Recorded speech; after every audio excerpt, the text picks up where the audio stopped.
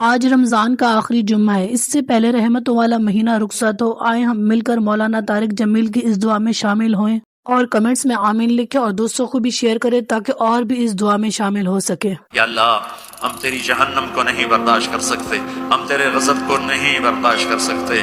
یا اللہ، ہم سے تو چولہے کی آگ نہیں برداشت ہوتی، یا اللہ بجلی کی آگ نہیں برداشت ہوتی، یا اللہ قبر کی آگ اور جہنم کی آگ بڑی خوفناک ہے۔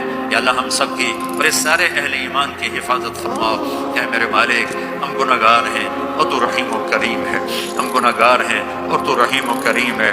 یہ تیرے محبوب کی امت آئی بیٹھی ہے، یا اللہ ہمارے پلے تو کچھ نہیں ہے، ہم تجھے تیرے حبیب کے آنسوؤں کا واسطہ دیتے ہیں، ہم تجھے تیرے حبیب کی دعاؤں کا واسطہ دیتے ہیں۔ یا اللہ تو ہم سے درگزر فرما دے، اپنے دریا رحمت سے معاف فرما دے۔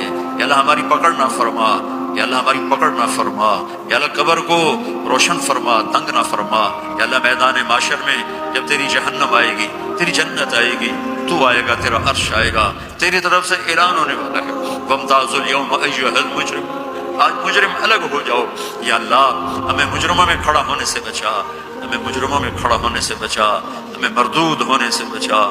بہت سے لوگوں کو تیرے فرشتے پکڑ کر بیڑیوں میں ڈال کر، یا اللہ بیڑیوں میں باندھ کر جہنم میں پھینکیں گے، ہمیں ایسے مجرموں میں شامل نہ فرما۔ درگزر کا معاملہ فرما، اپنے حبیب کے حوض کوثر سے پانی نصیب فرما، اپنے عرش کا سایہ نصیب فرما۔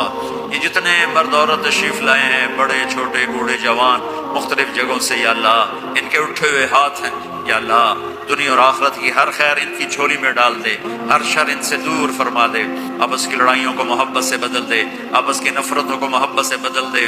تنگ دستیاں ہیں، تنگیاں ہیں، بیماریاں ہیں، اپنے دریائے رحمت سے کشادیاں دے، آسانیاں دے، آسانی دے، فراوانی دے۔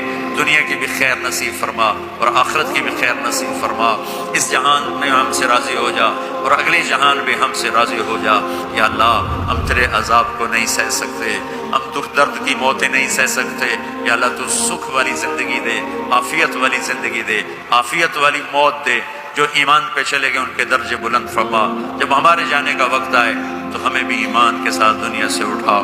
یا اللہ جو اہل ایمان قبروں میں تنگی میں ہیں، ان کی قبروں کو یا اللہ تو کشادہ فرما دے، اور جن گناہوں کی وجہ سے ہیں ان کے گناہ معاف فرما دے۔ اور یا اللہ یہ جتنا مجمع مرد عورت کا ہاتھ اٹھائے ہوئے دل میں کتنی تمنائیں لیے بیٹھا ہوا ہے، ان کی تمنائیں قبول فرما لے۔ جنہوں نے یہ سارے انتظام کیے ان کو جزائے خیر عطا فرما۔